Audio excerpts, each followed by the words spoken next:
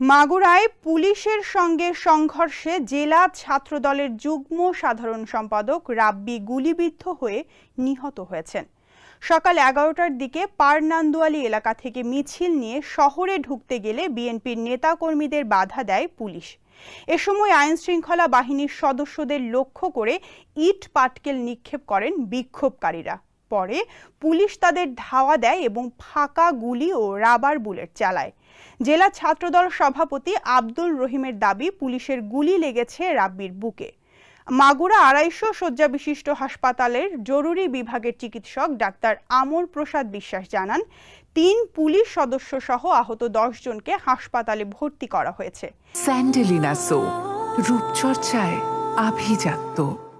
এর আগে দেশের গুরুত্বপূর্ণ পয়েন্টগুলোতে বেলা 11টায় বিক্ষোভ ও গণসমাবেশের ডাক দেন বৈষম্য বিরোধী ছাত্র আন্দোলনের সমন্বয়ক আসিফ মাহমুদ। শনিবার মধ্যরাতে ফেসবুকে তিনি এই কর্মসূচির